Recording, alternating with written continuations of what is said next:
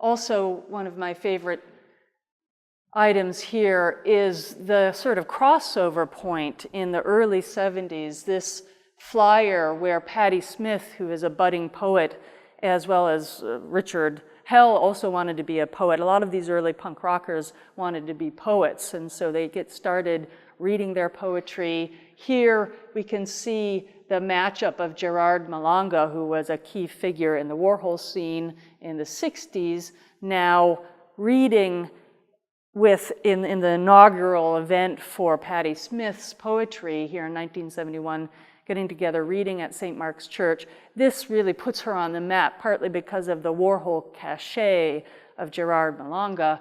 And Warhol was there at the scene, and she writes about this in Just Kids. And Warhol at this time is moving away from the underground scene, but he still has a kind of imprint. So wherever he goes, that's what gets written up.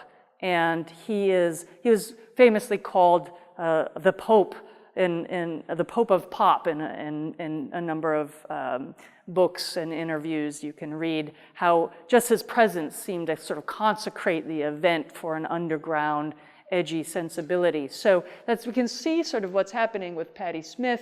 1971, she has this moment reading poetry with Gerard Malanga. He takes this picture and actually is signed on the back and dated. So this is quite a rare print photography of that moment as well.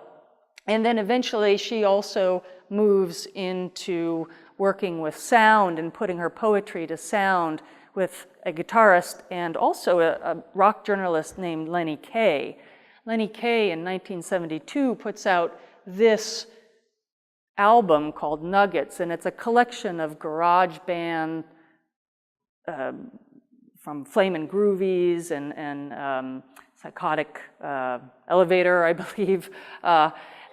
There's a lot of bands here that are playing around with distortion, psychedelic lyrics, but he's sort of curating this early roots sound to punk at the same time that he's working with Patti Smith and developing this kind of edgy sound world where she's using a kind of beat poetry, and he's interested in trying to set that beat poetry into a proto-punk world, we might say, in his mind.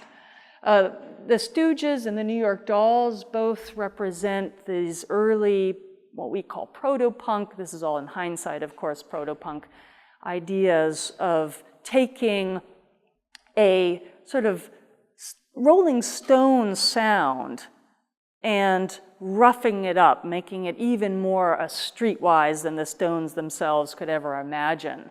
So the New York Dolls sort of famously were a kind of street drag version of the Rolling Stones, taking Mick Jagger's own sexual ambiguity and play with gender and ramping it up and putting it in the context of the kind of radical queer theater that was going on. David Johansen, the lead singer of the New York Dolls, was involved in the theater of the ridiculous, and so he was circulating with a lot of the Warhol transgendered pioneers, what we would call drag queens in that day. So he was circulating with them and putting together this kind of rough street version of the Rolling Stones.